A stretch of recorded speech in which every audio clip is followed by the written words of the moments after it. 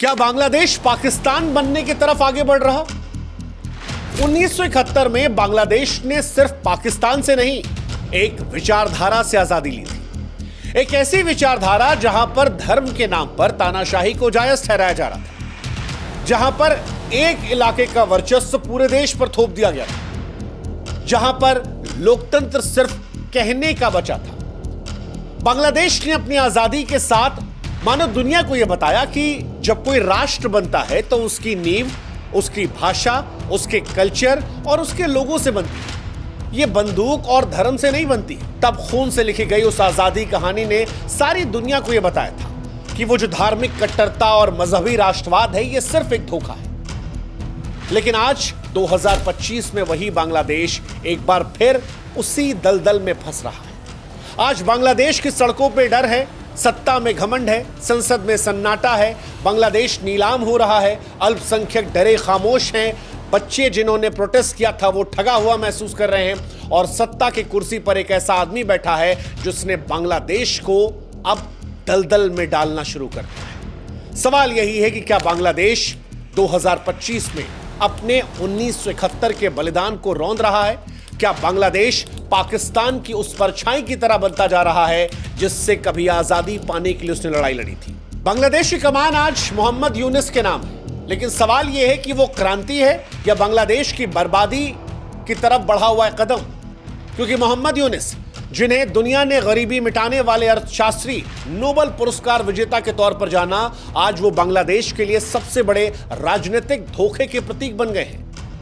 जिस नोबेल विजेता पर देश को स्टेबिलिटी और बदलाव की उम्मीद थी, ऐसा लग रहा है कि उसने डेमोक्रेसी को बांग्लादेश में तोड़ कर रख दिया है। कैसे? हालांकि हम चाहते हैं कि आप भी हमारी एक मदद करें, हमारे व्हाट्सएप चैनल से जुड़ें। लिंक हमने डिस्क्रिप्शन में और कमेंट सेक्शन में पिन कर रखा है। आप जुड़ेंगे तो इससे हमारी ताकत बढ़ेगी और आप तक जल्दी हमारे वीडियोस पहुंचेंगे। 2024 में जब शेख हसीना सरकार विरोधी प्रदर्शनों और छात्र आंदोलन से गिरी, तो फिर यूनिस को अंतरिम नेता के तौर पर रखा गया। लोग सोचते थे बांग्लादेश की एक पढ़ा लिखा इंटरनेशनल पहचान वाला व्यक्ति आएगा तो बांग्लादेश को स्टेबिलिटी मिलेगी, लेकिन इसका उल्टा हुआ।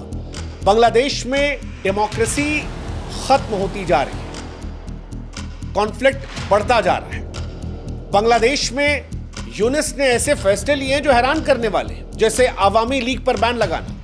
वो पार्टी जिसने बांग्लादेश को जन्म दिया, आज बांग्लादेश में उसे राष्ट्रद्रोही कहा जा रहा है। और यह सिर्फ राजनीतिक हमला नहीं है, इतिहास के सीने में चाकू मारने जैसा है।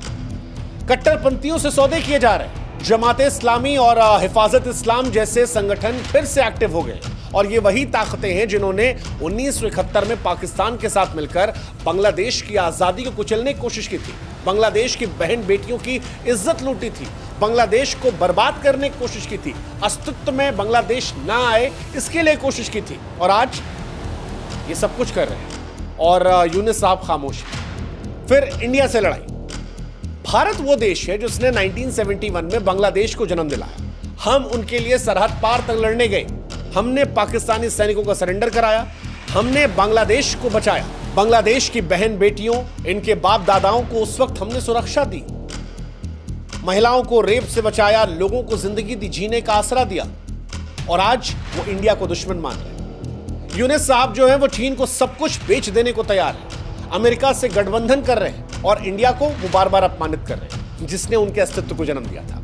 फिर सेना से उनकी लड़ाई। यूनिस साहब जब आए थे तो लगा कि सेना और ये साथ मिलकर शायद काम करेंगे, लेकिन आज बांग्लादेश की वो सेना जो पॉलिटिक्स की परछाई रही है, यूनिस उससे भी लड़ रहे हैं, और अब सेना खुलकर उनके विरोध में। और इसी वजह से देश में सत्ता और संघर्ष की आहट जो है वो तेज हो गई। आसान शब्दों में कहें तो यूनिस का आना बांग्लादेश में डेमोक्रेसी को मजबूत नहीं करता है, बल्कि ऐसा लगता है कि उनका भी मकसद हो गया है, कुर्सी पर बैठे रहो चाहे देश बर्बाद हो जाए। और इसकी कई वजह है, जैसे बांग्लादेश एक डेमोक्रेटिक देश था, लेकिन अब वहां पर कट्टरपंथ बढ़ रहा है। 2011 याद कीजिए, बांग्लादेश ने खुद को सेक्युलर कंट्री के तौर पर जब अनाउंस किया तो दुनिया को एक उम्मीद दिखी थी। ये वो घोषणा थी जो 1971 की शहादत को सलाम थी। लोगों को समझ में आ रहा था कि there is a difference between Pakistan और बांग्लादेश, और वो अंतर दिखता था हर चीज में। लेकिन अब मोहम्मद यूनिस के राज में वो घोषणा जो है वो सिर्फ कागज का एक पुराना पन्ना है। यूनिस को लगता है कि कोई जरूरत नहीं है डेमोक्रेसी में सेकुलरिज्म की। यूनिस बयान देते हैं कि अगर 90% मुस्लिम आबादी है तो फिर देश को सेकुलर होने की क्या जरूरत है। और ऐसा लगा कि जब ये स्टेटमेंट आया तो ये बांग्लादेश में 1971 में जिन लोगों ने कुर्बानी दी थी ये उनकी हत्या थी। आज बांग्लादेश में मंदिरों पर हमले हो रहे हैं, त्योहारों पर हिंसा की खबरें बढ़ रही हैं। दुर्गा पूजा हो, रामनवमी हो, हर पर्व में बांग्लादेश में डर का माहौल है जो पहले नहीं था। पहले बांग्लादेश के हिंदू बहुत प्राउड फील करते थे, लेकिन अब वहां कहानियां बदल रही हैं। अल्पसंख्यक लोगों के घरों पर हमले हो रहे हैं, मंदिरों की मूर्तियां तोड़ी जा रही और प्रशासन खामोश है। और ये सब कुछ इत्तेफाक नहीं है, जो कर रहा है उस पर कार्रवाई नहीं हो रही और इसी वजह से ये चुपचाप एक खामोशी है, सहयोग है जो संगठित तौर पर है। जमात और हिफाजत की वापसी, जिन संगठनों ने पाकिस्तान को बर्बाद किया था आज वापस आ गए हैं, बांग्लादेश में फूल रहे हैं और प्रधानमंत्री यूनिस सब में खामोश है।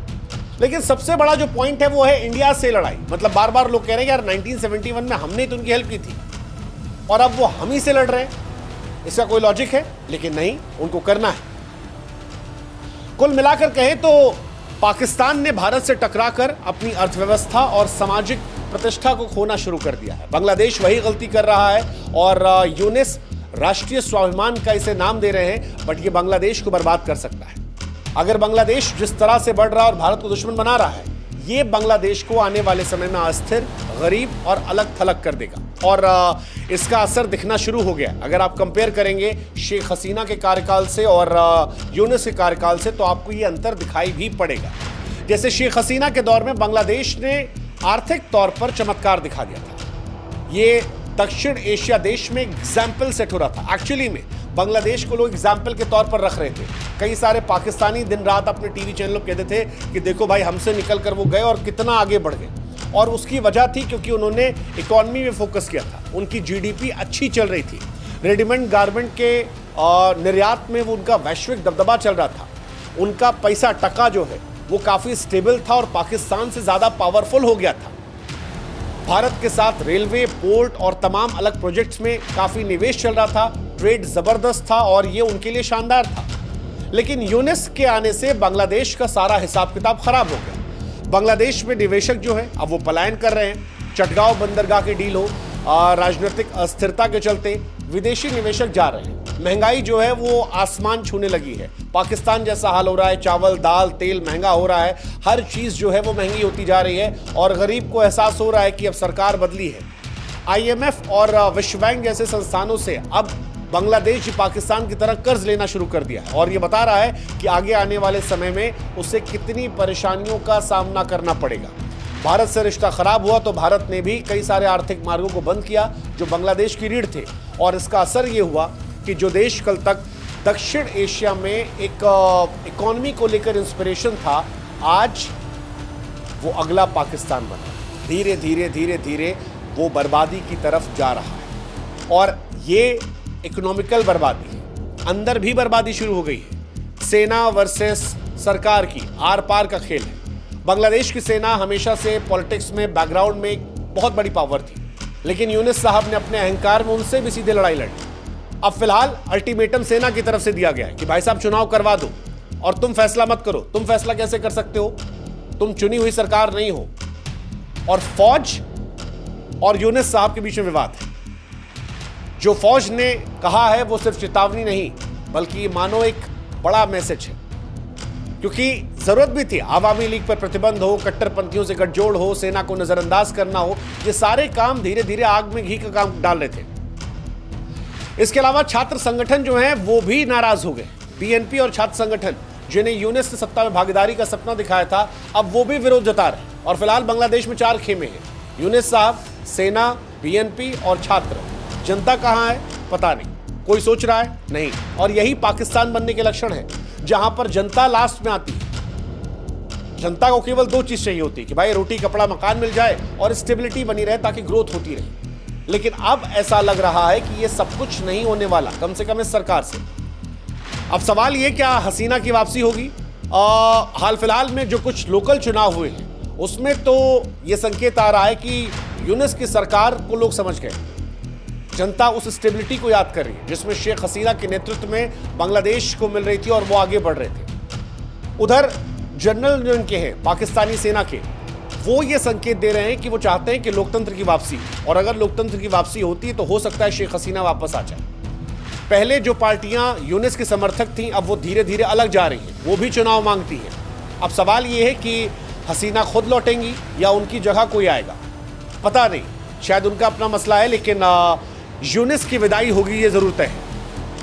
क्योंकि जिन युवाओं ने यूनिस को सत्ता में लाया था, आज वो ठगे महसूस कर रहे हैं। ना उन्हें मंत्रालय मिला है, ना भागीदारी, उनका भी शोषण हुआ है। और फिर छात्र एक बार सड़क पर आ रहे हैं, सेना जो है वो खिलाफ है, पत्रकार जो है वो गिरफ्तार हो रहे हैं, ऑनलाइन पोर्टल पर सेंसरशिप लग रही है, सरकारी नियंत्रण हो रहा है, और ये सब कुछ बांग्लादेश से पहले नहीं हो रहा था।